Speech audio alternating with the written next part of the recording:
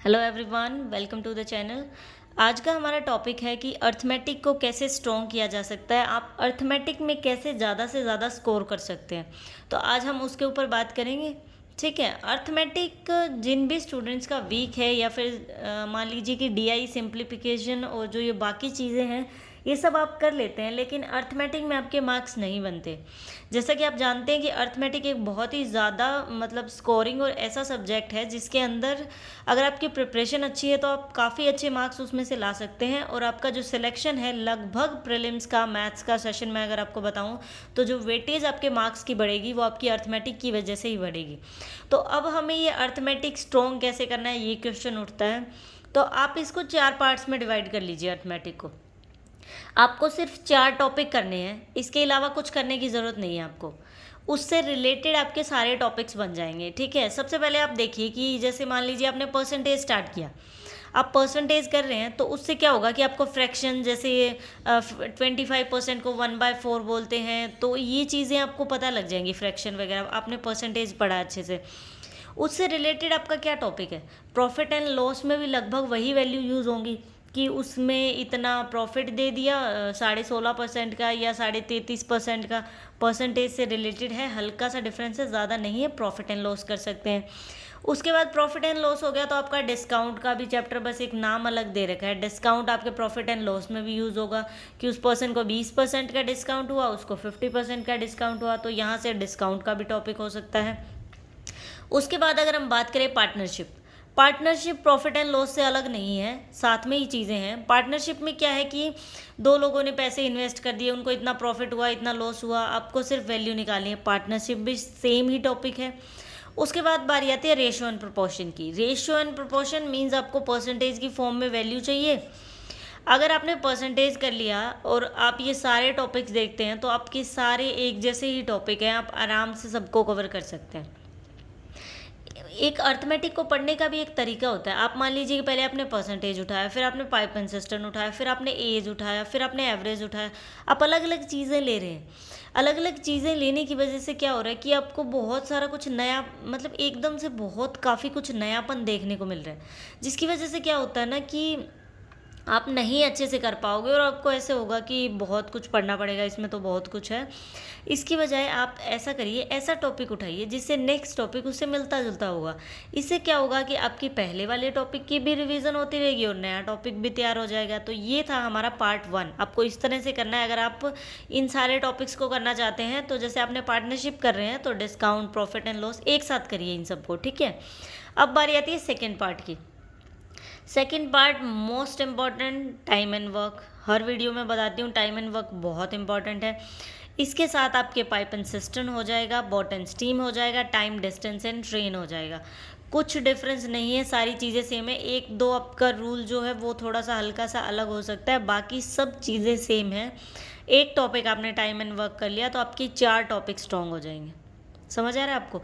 इस तरह से चीज़ों को करिए। जैसे टाइम एंड वर्क करने लगी तो ये टॉपिक साथ में आप अपने करिए कंप्लीट, तो इससे आपको रिवीजन करने में दिक्कत नहीं होती और ज़्यादा कुछ नया नहीं होता, इसमें सेम से टॉपिक्स होते हैं।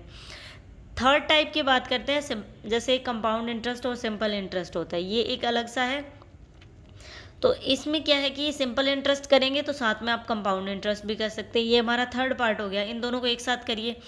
पार्ट फोर्थ की बात है, आप एवरेज करिए। एवरेज भी इंपॉर्टेंट क्वेश्चन है। एवरेज में से एक क्वेश्चन आराम से आता है और एक क्वेश्चन आपका एज का भी बनता है हर बार एग्जाम के अंदर। आप कोई भी एग्जाम ले लीजिए, पीओ का, क्लर्क का, कोई भी एग्जाम हो, प्रीलिम्स एंड मेंस में आता है आपका क्वेश्चन एवरेज एंड एज का। ये भी इंपॉर्टेंट टॉपिक, आपको ये करना है। इसका मतलब, कहने का मतलब है कि आपको 4 पार्ट्स में वीडियो को डिवाइड करना है। 4 पार्ट्स के अंदर आपको जो भी आप अपने टॉपिक्स कर रहे हैं उसको इस तरह से जो कर रहे हैं उसके साथ का पूरा कंप्लीट करके फिर नेक्स्ट पे जाइए। ठीक है।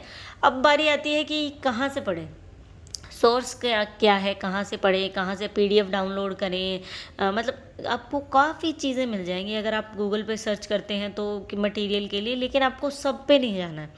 अब आप देखिए बुक्स की बारी आती है तो 4 बुक्स मैं प्रेफर करती हूँ क्योंकि मैंने खुद पढ़ी हुई है ये चारों बुक्स। राकेश यादव सर की बुक है, एसएससी मैथमेटिक्स के नाम से है, लेकिन उसमें 10 टॉपिक्स ऐसे हैं जो बैंकिंग वालों का भी बेस इतना स्ट्रॉन्ग कर देंगे कि आप पूछो मत। मैं बैंकिंग की प्रिपरेशन कर रही थी, मैंने उसी में से पढ़ा है। नेक्स्ट आपकी आशीष अरोड़ा सर की बुक है क्वांटा, लेवल 1 टू लेवल 5 तक क्वेश्चन दे रखे हैं, अच्छा लेवल है और चीज़ें मतलब क्वेश्चन काफ़ी हद तक अच्छे हैं, ठीक है। फिर आती है आपकी ACE क्वांट की बारी, ठीक है। ये बुक भी अच्छी है, अडाप की है बुक, मतलब प्रिपरेशन के लिए अच्छी है आपकी, आप यहाँ से भी प्रिपरेशन कर सकते हैं। आपको क्वेश्चन मिलने चाहिए कम से कम। आपने मान लो कि एक टॉपिक कर लिया तो आपको रिवीजन कहाँ से करनी, कहाँ से क्वेश्चन करें, नए नए क्वेश्चन, तो ये अच्छी बुक्स हैं, इनमें से करिए। उसके बाद बारी आती है RS अग्रवाल की बुक, वो बुक भी अच्छी है, आप उसमें से भी प्रिपरेशन कर सकते हैं। मतलब पहले अपने टॉपिक्स कोई स्टार्टिंग करिए आप राकेश यादव या फिर आशीष अरोड़ा सर की बुक से, उसके बाद आप अपनी जैसे जैसे आपका टॉपिक स्ट्रॉन्ग होता जाता है आप उसमें से करते जाइए, ठीक है। एक और बुक अगर आप मेरे से पूछें तो उसमें क्वेश्चंस तो कम हैं, लेकिन नीतू मैम की बुक है, KD पब्लिकेशन की। मैंने वो भी पढ़ी हुई है, मुझे अच्छी लगी थी बुक। जब भी मेरा ऐसा लगता था कि भाई काफ़ी टाइम हो गया, प्रिपरेशन नहीं हुई है, तो मैं उसको एक बार पढ़ लेती थी। इतना मुश्किल नहीं है, काफ़ी इजी है बुक। उसके बाद बारी आती है कि अगर आप PDF से प्रैक्टिस करना चाहते हैं तो कौन से PDF बेटर है। अब बहुत सारे PDF मिल जाएंगे आपको गूगल पे, लेकिन आपको सब में नहीं जाना है। PDF आप देखिए तो गाइडली का PDF बंडल आपने मान लीजिए कि RRBPO के लिए परचेज़ किया, तो उसमें 50 डेज़ का टाइम होगा आपके, मतलब प्रीलिम्स के लिए 50 आपको दिन के टारगेट्स दे रखे होंगे, उसमें से आप क्वेश्चन प्रैक्टिस कर सकते हैं। अर्थमेटिक के उसमें से तब करिए आपके सारे टॉपिक्स अच्छे हो चुके हैं तब, ठीक है। वरना अगर आपने एक बार या फिर ऐसे कर लीजिए गाइडली के PDF बंडल में, अगर PDF बंडल सॉल्व करना है तो मान लीजिए कि आपने 3-4 टॉपिक अपने कंप्लीट कर लिए हैं, तो जो भी उन टॉपिक से रिलेटेड क्वेश्चन आप वो सॉल्व कर लीजिए। उसके बाद बारी आती है आशीष अरोड़ा सर की चेकलिस्ट। एक नंबर जो चीज़ बोलते हैं ना वो है ये चीज़, मतलब आप सारे टॉपिक्स की पहले रिवीजन बुक्स में से करिए, उसके बाद अगर आपको प्रैक्टिस के लिए चाहिए, अगर आप मॉक्स पे नहीं भी जाना चाहते और आप सिर्फ गाइडली के बोल रही हूँ, आशीष अरोड़ा सर की जो चेकलिस्ट है वो कर लेते हैं। इन्होंने 247 आई थिंक पता नहीं 260 के करीब चेकलिस्ट है इनकी, हर में 25 क्वेश्चन हैं, कई में 20 क्वेश्चन तक हैं। इतने अच्छे क्वेश्चन हैं, अलग अलग लेवल के, आपका इतना अच्छा मतलब स्ट्रॉन्ग कर सकते हैं आपके अर्थमेटिक को। प्रीलिम्स छोड़ो, मेंस में भी आपके full out of full marks आएंगे अर्थमेटिक के पोर्शन के अंदर, बहुत अच्छा है। और इनकी एक अभ्यास मैगजीन है, उसमें तो 300 होते हैं अर्थमेटिक के क्वेश्चन, वो मेंस टाइप की है।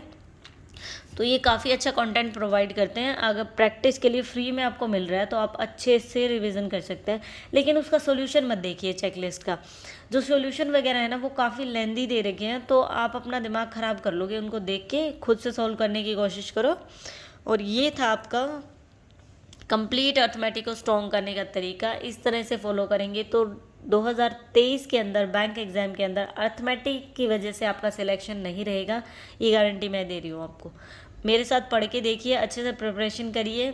मैंने कुछ बुक्स के कुछ टॉपिक्स की बात करें, जैसे time and work, pipe and system, boat and steam, और कौन सा टॉपिक था, टाइम डिस्टेंस एंड ट्रेन और पार्टनरशिप की कुछ वीडियोस अपलोड कर रखी हैं। मतलब 3 चैप्टर्स तो कंप्लीट पूरे चैप्टर्स बुक में से अपलोड कर रखे हैं, और क्वांटा बुक भी सॉल्व करवा रही हूँ मैं आशीष अरोड़ा सर की, तो आप वहाँ से भी देख सकते हैं। अदरवाइज़ कहीं और से अच्छा लगे तो आप वहाँ से भी पढ़ सकते हैं या खुद से भी पढ़ सकते हैं। सेल्फ स्टडी मोस्ट इंपॉर्टेंट है।